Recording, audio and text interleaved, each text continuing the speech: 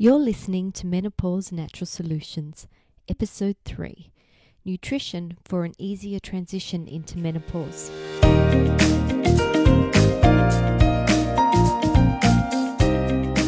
Welcome to Menopause Natural Solutions, your podcast for all things perimenopause and menopause related. Stay tuned as naturopath Jennifer Harrington explains how to use natural therapies to transform your health and happiness.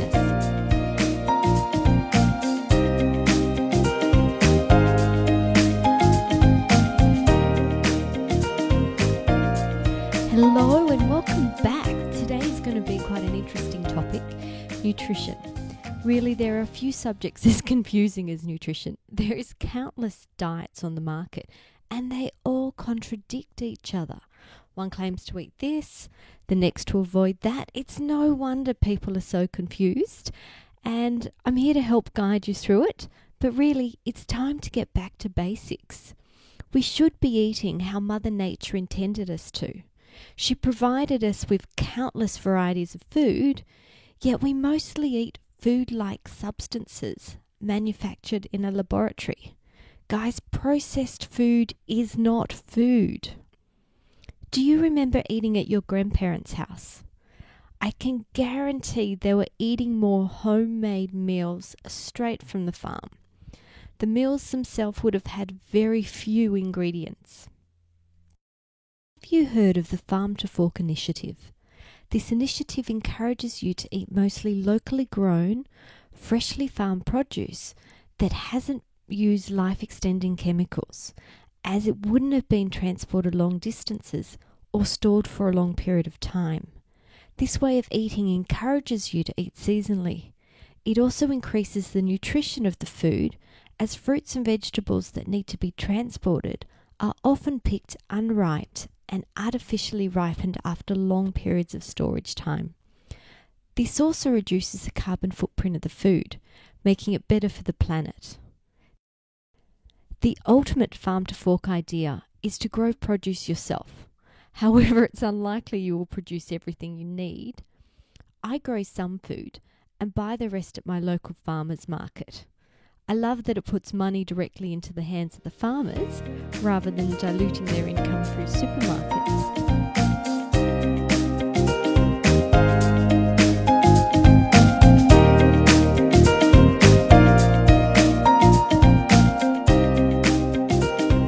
Tip of the week. As we're talking about nutrition this week, I thought my tip should be food related.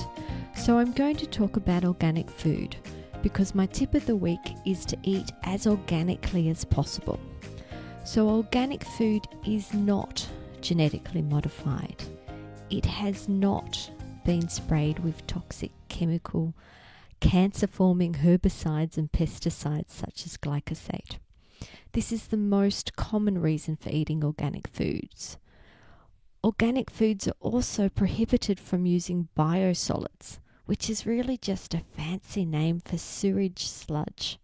Conventional farming uses biosolids as fertilizers.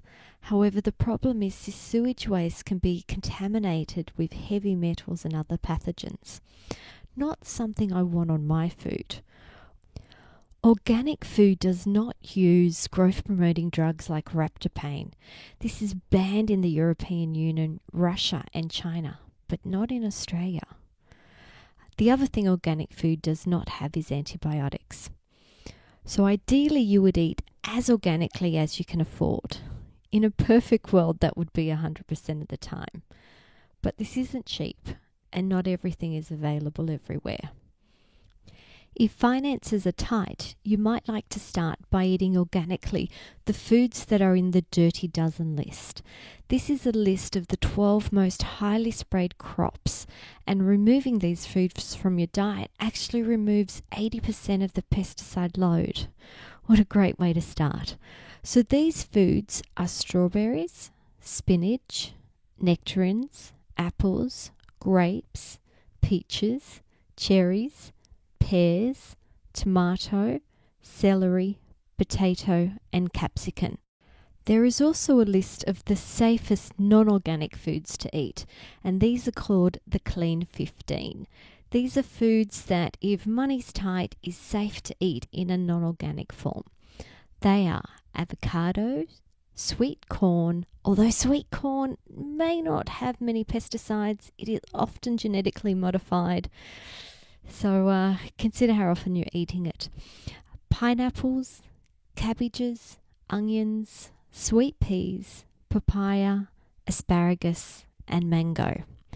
I've attached to the show list these lists, so it's from the Environmental Working Group, and it is their Dirty Dozen and their Clean 15 list.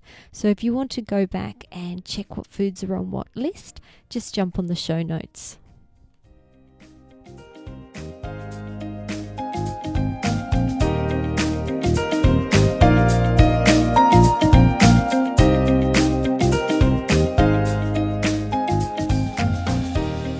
Food can be broken down into macronutrients. These are carbohydrates, protein, and fats.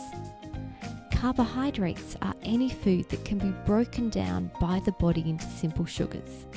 These include fruits, vegetables, nuts, lentils, beans, grains, cereals, rice, pasta, honey, sugar. Once your body has converted the carbohydrate into a sugar, this is used as a fuel source, but too much of it causes weight gain, diabetes, fatigue, depletion of other nutrients, insomnia, acidity, reduced immunity, fatty liver, teeth cavities, and weak bones. It also promotes heart disease, inflammation, brain fog, is a fuel for cancer cells, and is highly addictive. Considering carbohydrates break down to sugar, should we simply avoid all of them? No! Fruits and vegetables convert to about 10% sugar, which leaves about 90% nutrition in the form of water, fiber, vitamins, minerals, and phytonutrients. Here are some tips for eating carbohydrates. Vegetables and salads should be eaten in abundance. Anything grown above the ground is generally lower in carbohydrates. Anything grown below the ground, such as root vegetables, are storehouses of sugar for the plants and are therefore higher in carbohydrates. Root vegetables are still good to eat, but most of your vegetables should come from above ground sources. The lowest carbohydrate containing fruits are berries and melons. Try and eat 1 or 2 serves of fruit a day. Nuts are a combination food, meaning they are a carbohydrate but also a protein and a fat. My biggest concern with nuts is mold. Any stored grain, seed or nut can be contaminated with mold, and the best way to prevent this is to buy the freshest nuts possible and store them in the freezer. The legume family is a carbohydrate, protein, and phytoestrogen. Phytoestrogen is something we're going to discuss later on, but it's something beneficial that all menopausal women should be eating. Grains are the final carbohydrate I'll discuss, and you're best to eat them sparingly, if at all, because of the amount of sugar they convert to. On average, your grains convert to be about 75% sugar. So if you're thinking about a normal serving bowl of pasta, which might be 125 grams, this converts to 94 grams of sugar. And if we're looking at a teaspoon of sugar equaling 4 grams, the amount of sugar your body converts that bowl of pasta into is equivalent to 23.5 teaspoons. That's heaps. So grains, I'm sorry, I do not recommend. The next macronutrient we're going to discuss is protein. Protein is broken down by the body into essential and non-essential amino acids. Essential means that you must consume this component, as the human body cannot manufacture it. Therefore, eating foods that contain adequate amino acids is a must for a healthy, happy body. Foods containing amino acids include all animal products, and there are some vegetarian sources too, like nuts and seeds and lentils. So amino acids are essential for building every single cell in your body. They build and repair muscles and organs and other structural components. They're essential for antibody formation and the immune response. They're needed for hemoglobin production and energy production. They're required for the building of enzymes, neurotransmitters, hormones, for regulating body process such as water balance. They really are essential, and most menopausal women are not eating adequate protein.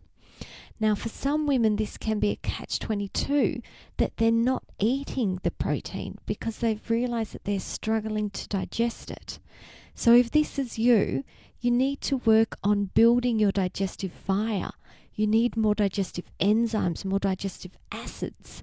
And we won't cover this today, but it is something that we will cover in the future. So if this is you, stay tuned. We need to build your digestive fire first, and you need to start consuming more proteins.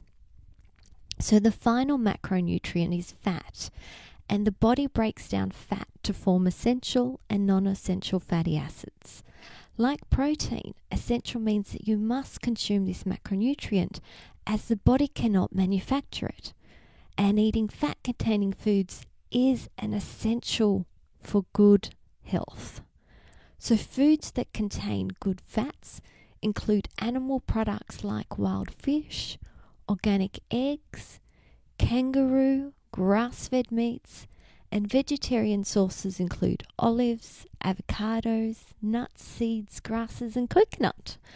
And guys, please do not consume low-fat products. Manufacturers have 3 main choices when it comes to flavoring foods: fats, sugar, and salt. And fat is beneficial for human consumption. Sugar and demineralized salt is harmful. As a golden rule of nutrition, look for the food that is least altered. It'll be the best option every time. So the benefits of fats are, we need good fats in order to absorb and activate our fat-soluble nutrients, like vitamin A and D and E and K and even calcium. We need fat to strengthen our bones. Fat-containing meal helps to increase the sensation of fullness and to reduce our appetite. We need it for the production and the regulation of hormones. We need it for nerve signaling, such as a regulation of insulin release. We need it to support the structure and the function of our cells. It can reduce premature aging. Did you guys hear that? Good fats can reduce premature aging. It can help to prevent cancer.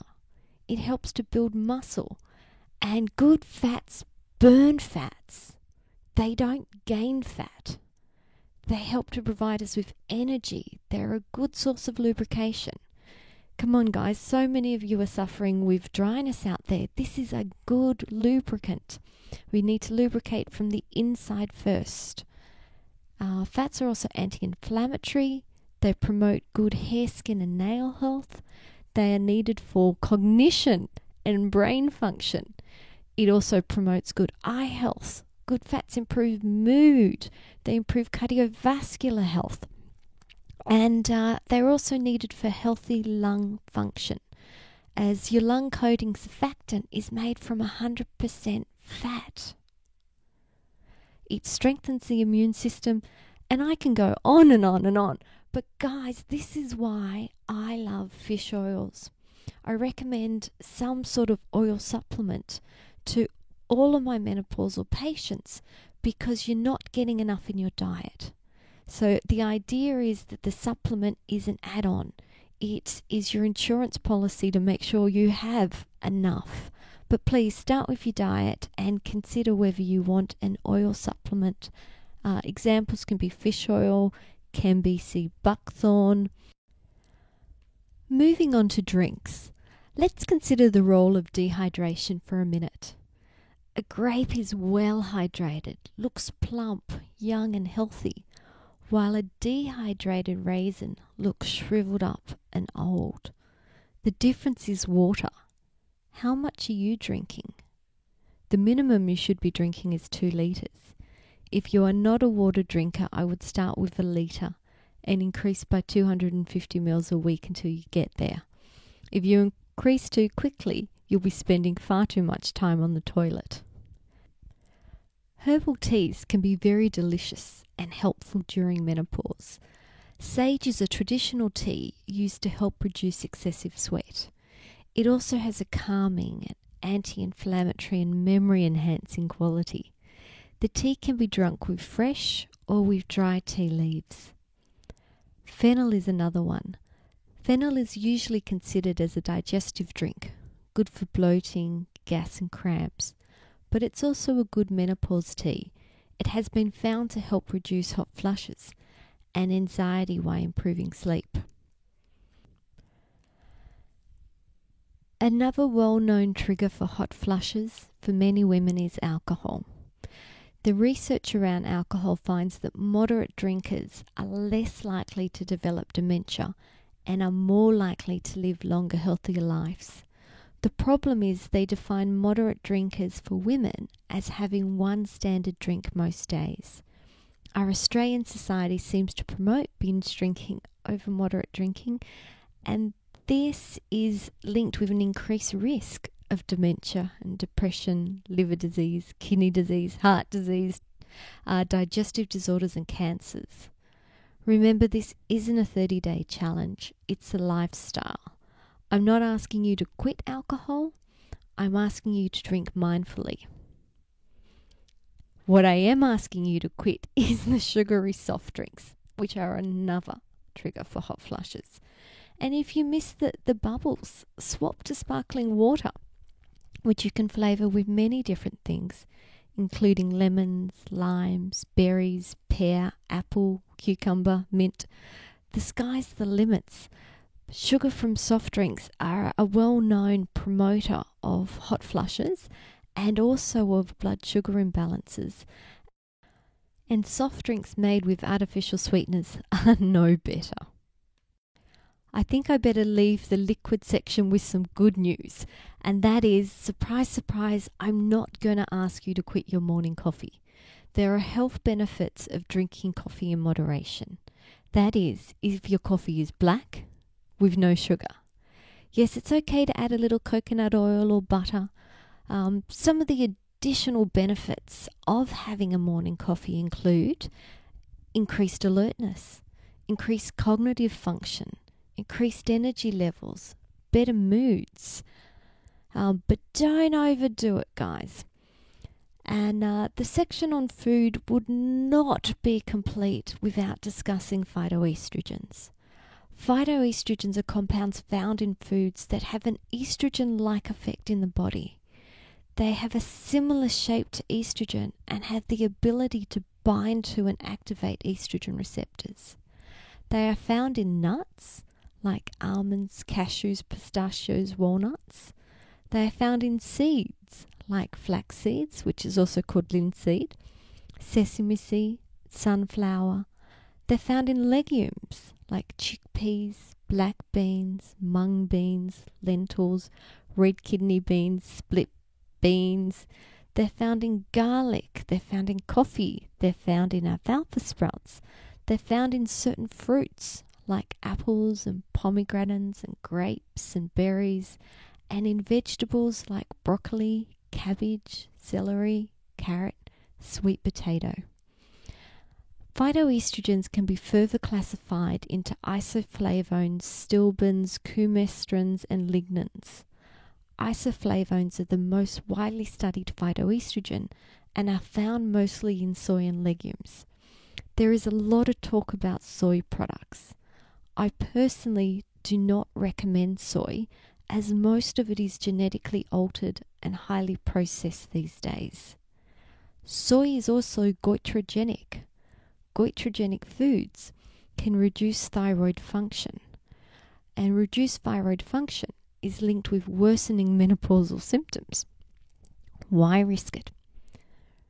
Resveratrol is found in grapes and peanuts and is the most common stilbene containing phytoestrogen. Coumestrine containing foods include nuts, broccoli, cabbage, spinach. Linseed or flaxseed is the highest source of lignans. Peanuts, fruits, berries, vegetables, tea and coffee are other sources of lignans. Dietary phytoestrogens need to be metabolized by your digestive bacteria, hence why it's so important to have a healthy gut microbiome. Your microbiome is your collection of good bacteria, or probiotics. Without them, you can't break down your food or utilize your phytoestrogens. As phytoestrogens can link to estrogen receptors, they are useful in cases of estrogen dominance, such as that found in perimenopause, as they are weaker than estradiol and can dilute the amount of free receptors available to bind estrogen receptors. They are also useful in cases of low estrogen levels, like perimenopause, as they can bind to receptors and can help increase the function of the available estrogen. Phytoestrogens can also reduce the risk of estrogen-related cancers, as they inhibit the action of the cytochrome P450.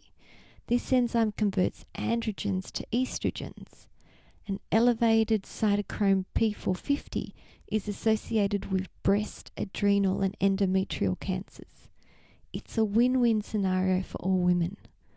Other benefits of phytoestrogen include improved general health and longevity via its action of being an antioxidant. They can reduce total cholesterol and LDL cholesterol. They can help reduce elevated blood pressure, blood sugar and insulin levels. It can assist in weight loss by reducing visceral fat, by improving leptin levels and suppressing your appetite.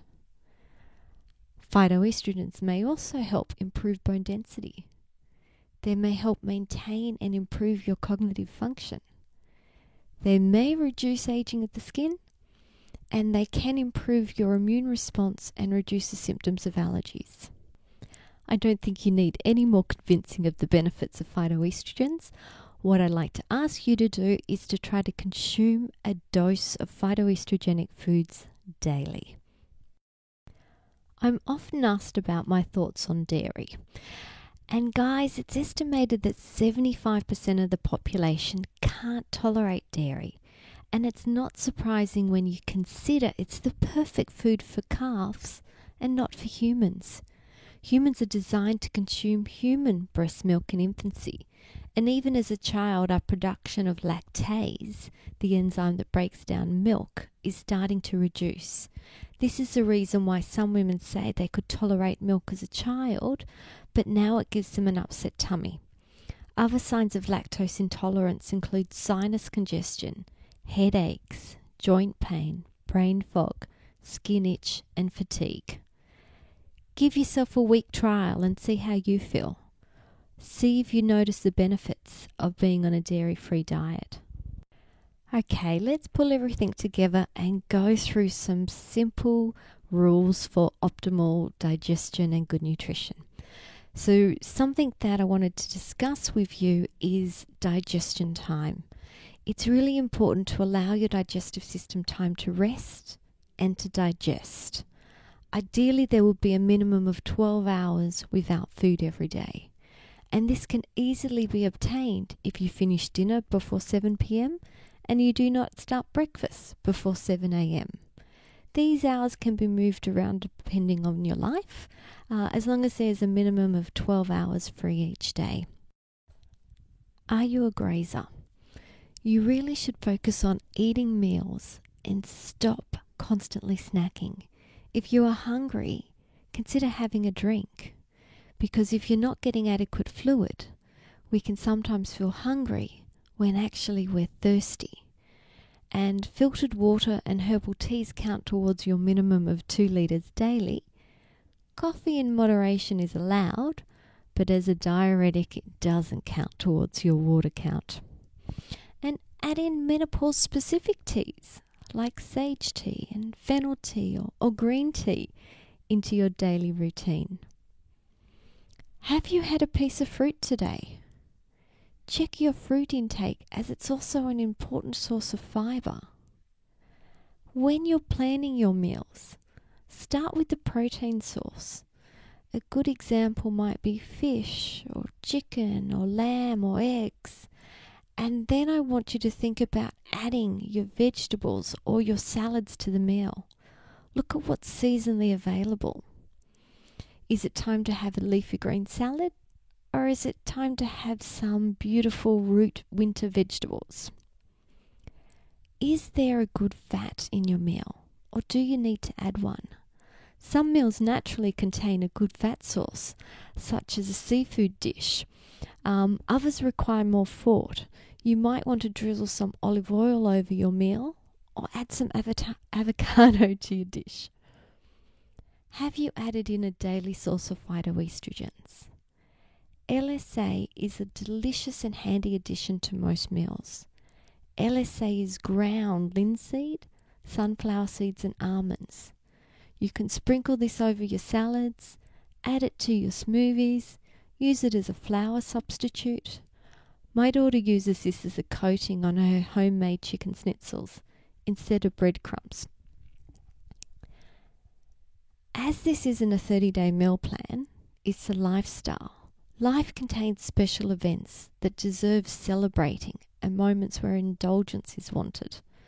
Allow yourself 2 servings of guilt-free soul food a week.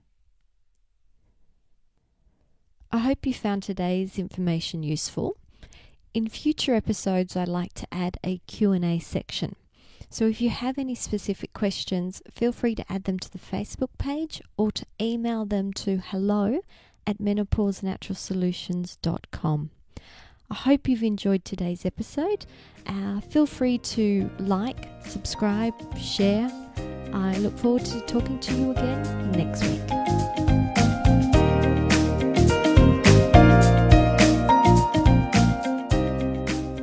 Thank you for listening to Menopause Natural Solutions. If you have enjoyed today's episode, please subscribe, share, and leave us a review. This podcast contains general information about menopause. It is provided as a guide and is not intended to replace